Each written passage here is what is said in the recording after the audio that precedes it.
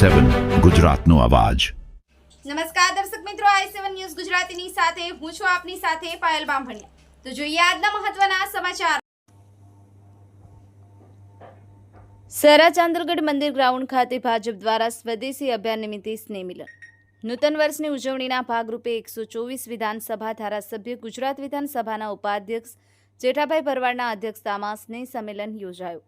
પ્રધાનમંત્રી નરેન્દ્રભાઈ મોદીના હર ઘર સ્વદેશી ઘર ઘર સ્વદેશીના આહવાનને સાકાર કરવાના હેતુસર ભારતીય જનતા પાર્ટીના આત્મનિર્ભર સંકલ્પ અભિયાનના ઉપક્રમે અને નૂતન વર્ષની ઉજવણીના ભાગરૂપે સરા ચાંદરગઢ મંદિર ગ્રાઉન્ડ ખાતે સ્નેહ સંમેલન કાર્યક્રમનું સફળતાપૂર્વકનું આયોજન કરવામાં આવ્યું હતું।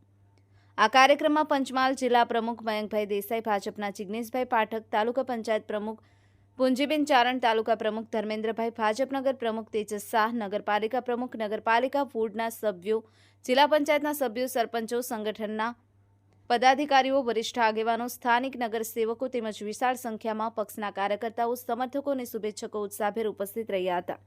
આ સ્નેહ મિલન સમારોહના માધ્યમથી સંગઠનને નવા વર્ષની શુભેચ્છાઓની આપલેની સાથે રાષ્ટ્ર નિર્માણના સંકલ્પને વધુ મજબૂત બનાવ્યો હતો। આ કાર્યક્રમનું આયોજન સરા ભાજપ દ્વારા કરવામાં આવ્યું હતું।